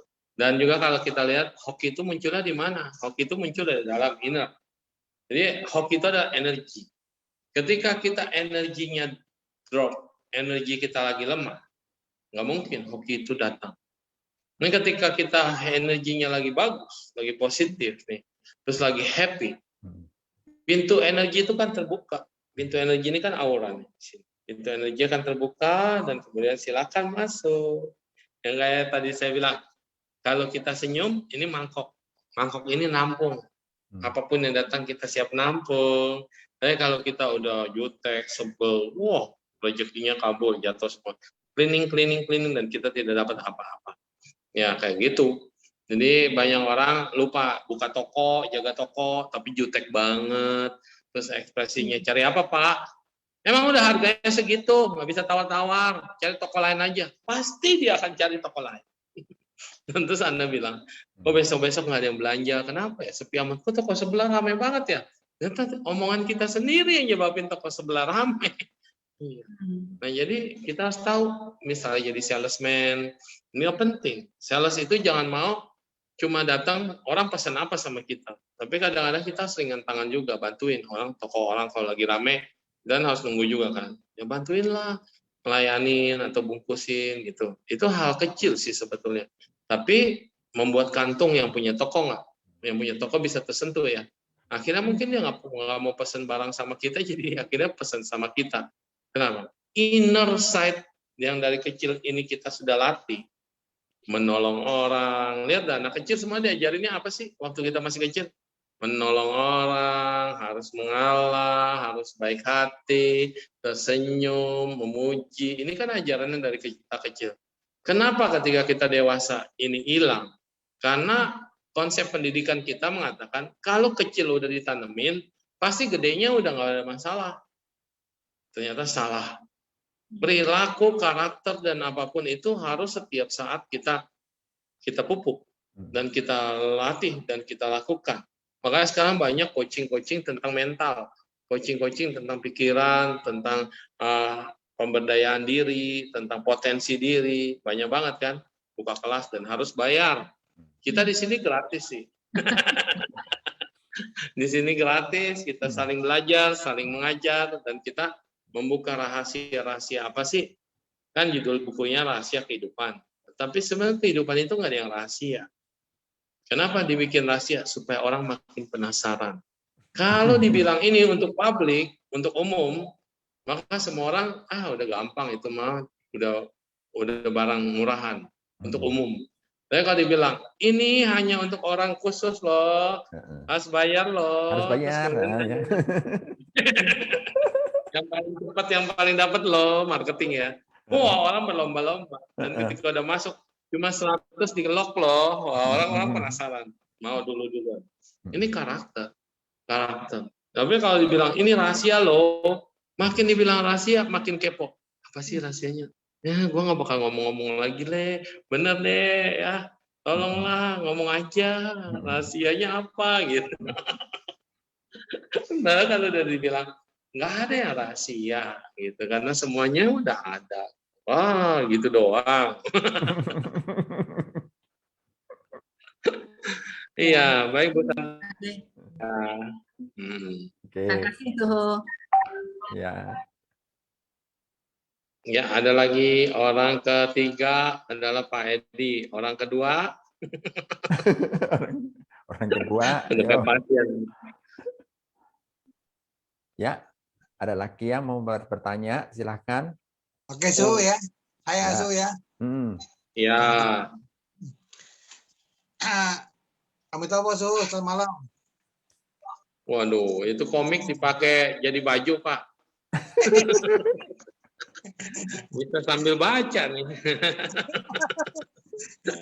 Ternyata Bapak guru, tapi masih jiwa muda, semangat. Su, ya. Orang berpikir kalau orang yang lucu itu pasti nggak bakalan sakit hati walaupun dimarahin seperti apa. Tapi kan saya manusia, Su. Satu ketika ya orang istilah marah banget dengan saya ini. Begitu kerasnya. Saya langsung ucapkan satu kata yang benar-benar nonjok ke dia. Loh, kok bisa keras begitu ucapannya? Bukan soal keras, seorang badut pun punya perasaan. Nah, bagaimana Su melihat apakah seorang yang lucu itu gak pernah marah, Su? Mohon penjelasan, Su. Badut pun manusia. Orang yang pendiam, orang yang lucu, orang yang biasa-biasa ya, yang kelihatannya nggak ada emosi, itu kalau marah lebih dahsyat daripada orang yang biasa marah-marah. Katanya kok marahnya kasar banget, bukan kasar. Sampai ke sini loh, Su. Iya, kenapa begitu? Karena orang yang udah biasa marah-marah, walaupun sehebat-hebatnya marah dia, orang udah biasa. Cuma gitu. Dia lebih hebat gimana begitu. Tapi kalau orang yang biasanya menghibur, biasanya lucu, biasanya kasih motivasi, tiba-tiba marah, itu bikin orang shock. Betul. Kayak saya gini kalau marah, aduh shock, sungguhnya serem amat. Dan marah bisa lebih parah gitu. Kenapa? Karena kita ini akumulasi, Pak. Jadi orang yang happy itu kan yang keluar meluap-luap adalah kebahagiaannya. Tapi kesedihan itu kan tetap ada, namanya manusia. Ada kesedihan, ada kesel, ada marah. Ini menumpuk nih. Jadi begitu ada yang mancing, ngorek seseorang, senyum hilang, langsung naik, begitu kan ada celah dikit, yang terpendam ikut semua keluar, begitu. Jadi ya Jangan pernah menilai bahwa orang baik itu 100% baik. Kita harus belajar dari fatwa. Fatwa itu ini yang dalam lingkaran ada putih dan hitam. Yang hitam ada lingkaran putihnya. Yang putih ada lingkaran hitamnya. Artinya kita ini manusia selalu ada dua sisi. Sisi baik dan sisi positif. Tapi kenapa kelihatannya positif terus? Karena dia sering memberikan berkah. Memberikan berkah kan kayak gini, berkah. Ya. Jadi kelihatannya baik. Tapi ketika dia udah serem.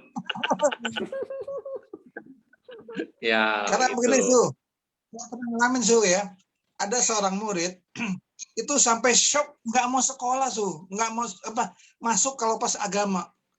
Terus saya tanya sama kakaknya, kok adik kamu nggak masuk kenapa? Dia sangat kaget, sangat takut dengan kemarahan Pak Edi. Kok kayaknya marah biasa saja loh. Rupanya Su, anak ini nggak pernah diomelin. Tetapi pada satu marah saya kenapa dia berbuat hal yang nggak pantas di sekolah. Nah inilah, jadi emosi saya meledak. Gimana Su? Ya, wajar. Saya juga pernah dalam pelatihan. Orang ini dia ketua. Dan saya pukul dia pakai pedang kebijaksanaan, siangpan di depan teman-temannya. Maksud kita kan mendidik ya, karena dia tidak memberikan contoh yang baik. Tetapi hal kayak gitu berkesan banget bagi dia sampai dia tidak bisa memaafkan. Dan kemudian setelah dia selesai kuliah juga masih ada mengganjal. Nah, dan kemudian kemarin tuh pas saya udah di Bandung, dia sempat bilang minta maaf. Saya bilang sama dia minta maaf. Kalau memang ada pernah dulu itu kamu menahan emosi terhadap saya, itu untuk pendidikan, untuk kebaikan kita bersama. Pedang itu namanya pedang wisdom, pedang kebijaksanaan. Kalau dikenain ke badan orang ya memang sakitnya sebentar. Tetapi kalau di Buddhis Zen itu ketika dipukul maka yang berubah adalah mindset kita akan berubah. Tapi buat anak-anak sekarang nggak bisa lagi main pukul aja. Enak aja lu main pukul-pukul gue. Dan dia bilang, oh nggak ada masalah Suhu. Nggak ada masalah. Ya itu udah lama juga dan sudah hilang lah istilah begitu ya. Gak usah dipikirin Suhu. Ya, tapi bagi saya kan kepikiran kalau memang orang itu tidak terima kita pada saat itu. Dan kita udah mau minta maaf udah sesuatu yang luar biasa. Dan kemarin saya shock. Orangnya itu ternyata meninggalkan kita lebih dulu. Padahal dia lebih muda jauh berapa puluh tahun. Tapi dia harus jalan dulu. Wah sedih banget. Dan kita ya berdoa. Dan sempat ngobrol-ngobrol seru kemarin sebelum dia jalan duluan. Nah inilah kita nggak pernah tahu ya. Untung udah minta maaf. Kalau misalnya belum minta maaf saya pasti sesek banget ini. Jadi Pak Edi cari lagi muridnya. Pamit apa Su? Iya, Amitofo, terima kasih. Jadi Pak Edi ya, mungkin ada yang lain. Minta maaf dulu. Iya, karena cerita dari banyak yang saya baca, terutama near death experience ya, pendekatan orang sebelum kematian.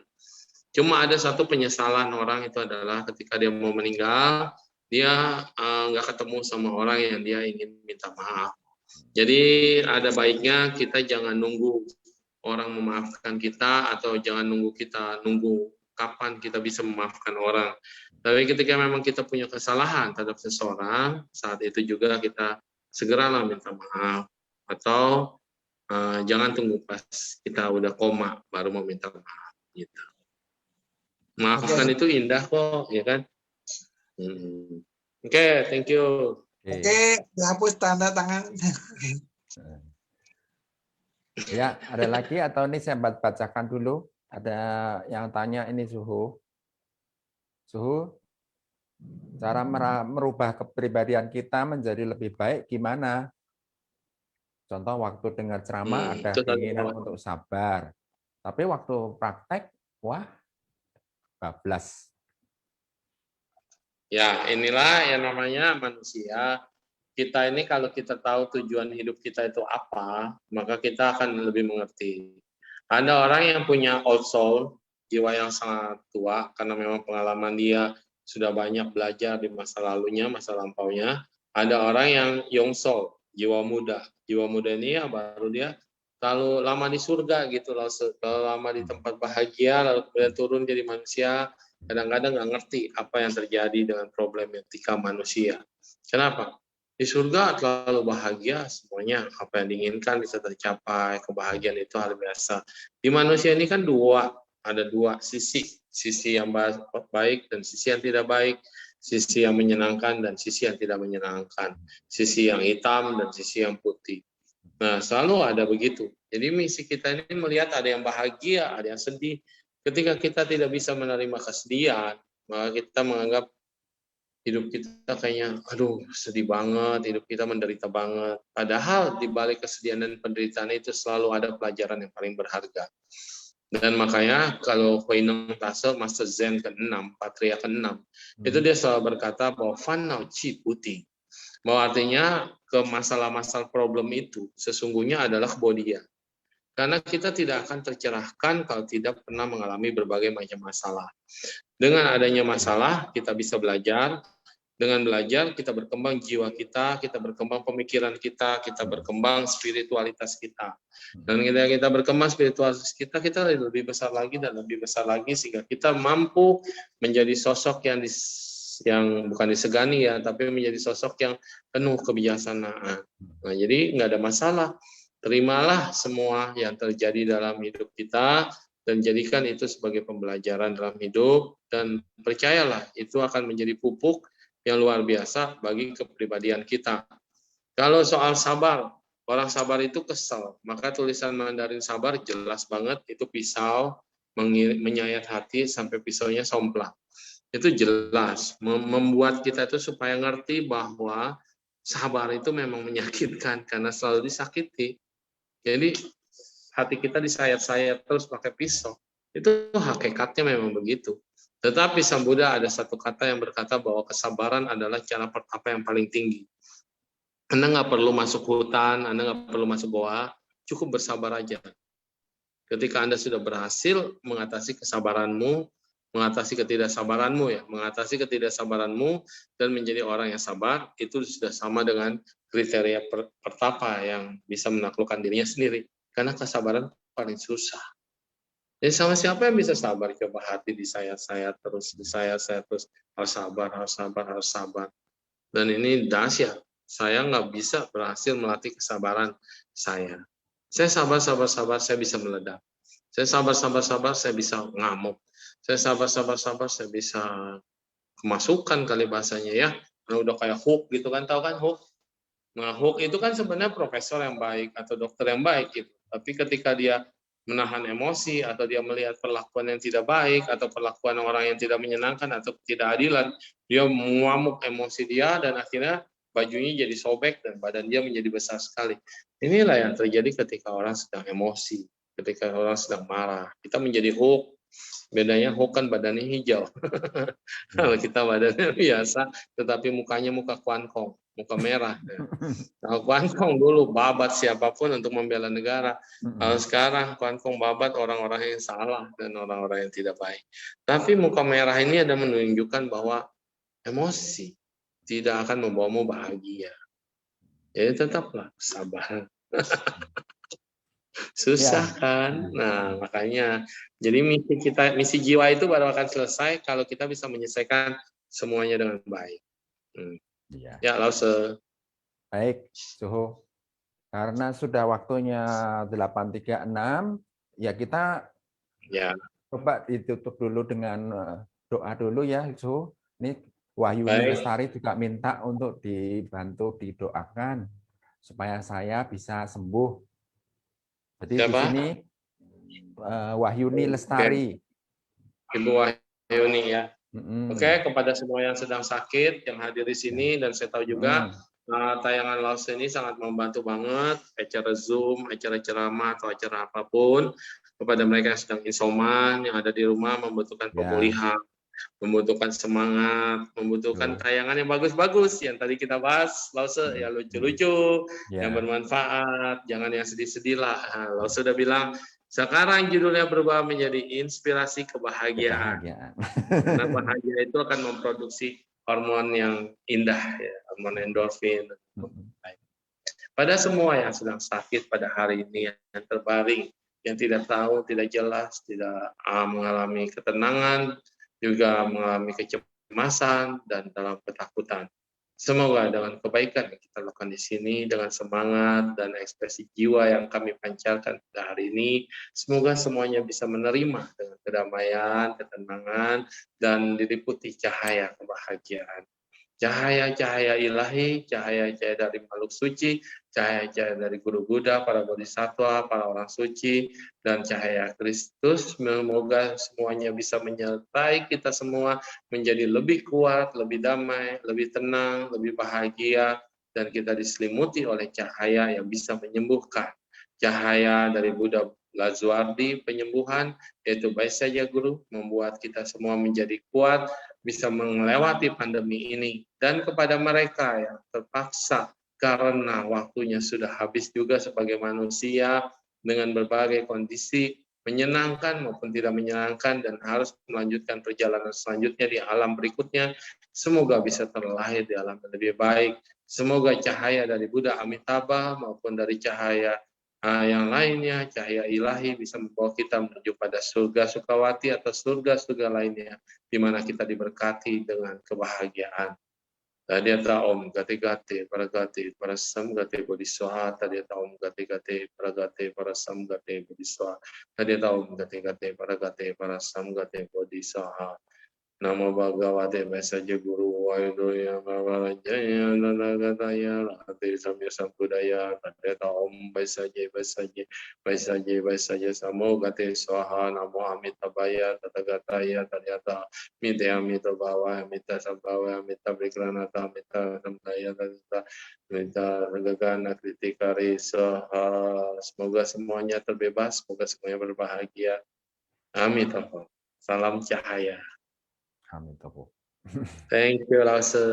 Terima kasih Suhu, dan terima kasih juga Sampai jumpa semuanya yang sudah hadir di malam ini. Ya, sampai nanti kita ketemu lagi 2 minggu dari sekarang. Ya, Oke. ya Suhu nanti juga Thank you, Lause. Thank you, sama-sama. Suhu. Amitopo. Terima kasih semua. Amitopo. Ya, kepada 100 orang yang sudah hadir, terima kasih. Iya, yang sudah hadir 100 orang di sini, 106 tadi yang terakhir. Oh, 100. Ya, terima kasih. Lause. Happy, bahagia. Thank you, Lause. Ketawa, Terima kasih, Suhu. Terima kasih, Lause. Iya, good night, Lause, Wanan. Lause. Wanan.